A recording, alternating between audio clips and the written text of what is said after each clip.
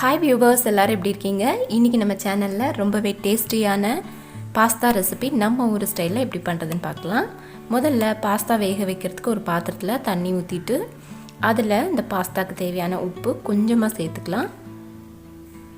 இப்போது இந்த தண்ணி நல்லா கொதிக்கணும். பாருங்கள், இந்த அளவு கொதி வந்த பிறகு தான் பாஸ்தா ஆட் பண்ணணும். அப்போ தான் நமக்கு ஒன்றோட ஒன்று ஒட்டாமல் வரும். நான் 1 கப் அளவுக்கு பாஸ்தா சேர்த்துருக்கேன். இது வேகிறதுக்கு 7லேருந்து 10 நிமிஷம் ஆகும். ஸோ இது நல்லா வேகட்டும். இப்போ ஒரு 7 நிமிஷம் ஆயிருக்கு. பாருங்கள், நம்ம பாஸ்தா நல்லா வெந்திருக்கு. இப்படி தொட்டாலே சாஃப்டாக இருக்கும். இப்போ நம்ம ஸ்டவ் ஆஃப் பண்ணிக்கலாம். இப்போது இதில் இருக்க தண்ணியெல்லாம் நம்ம வடிகட்டி எடுத்துடலாம். இதை தாளிக்கிறதுக்கு ஒரு பேன் அடுப்பில் வச்சுட்டு ஒரு 2 டேபிள் ஸ்பூன் எண்ணெய் விட்டுருக்கேன். எண்ணெய் சூடானதுக்கப்புறம் பொடியாக நறுக்கின பூண்டு சேர்த்துடலாம். அதோடு கொஞ்சமாக பொடியாக நறுக்கின இஞ்சி, அப்புறமா ஒரு பச்சை மிளகாய், அதையும் பொடியாக நறுக்கி சேர்த்துருக்கேன். இப்போது இது 1 நிமிஷத்துக்கு இந்த ஆயிலில் நல்லா ஃப்ரை ஆகட்டும்.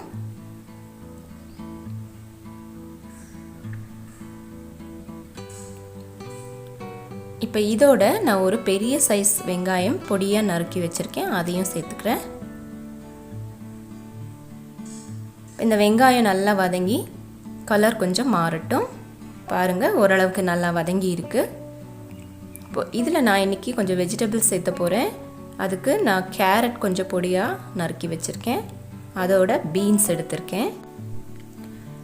நீங்கள் இது கூட வேணும்னா கேப்சிகம், அதே மாதிரி ஃப்ரெஷ் பட்டாணி எல்லாம் இருந்தால் கூட நீங்கள் சேர்த்துக்கலாம்.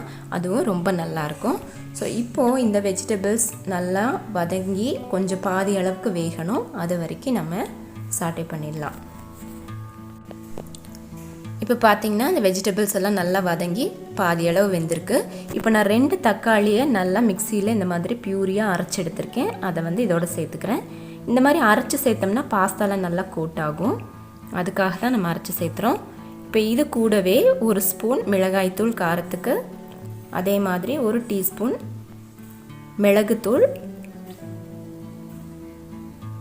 1 டீஸ்பூன் அளவுக்கு சீரகத்தூள், கூடவே நான் இந்த மேகி மசாலா இருக்குது, நூடுல்ஸ் கூட வர மசாலா இருக்கு இல்லையா, அந்த ஒரு பவுடர் ஒரு சின்ன பேக்கெட் ஆட் பண்ணுறேன். உங்களுக்கு இது வேண்டாம்னு நினச்சிங்கன்னா கரம் மசாலா மட்டும் கொஞ்சமாக சேர்த்துக்கோங்க. இது ஆப்ஷனல் தான். அப்புறமா இந்த மசாலுக்கு தேவையான உப்பு சேர்த்துக்கலாம். இப்போ இதெல்லாத்தையுமே நல்லா இந்த தக்காளியோட பச்சை வாசனை எல்லாம் போகணும். அது வரைக்கும் நல்லா வதக்கி விட்டுடலாம். இப்போ பாருங்கள், மசாலாலாம் நல்லா வதங்கி இந்த பச்சை வாசனைலாம் போயிருக்கு. இதில் நம்ம வேக வச்சுருந்த பாஸ்தாவை சேர்த்துடலாம்.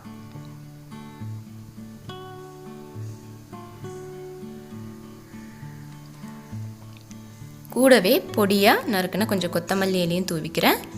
இப்போது இந்த மசாலாவோட எல்லாத்தையும் நல்லா மிக்ஸ் பண்ணி விட்டுடலாம்.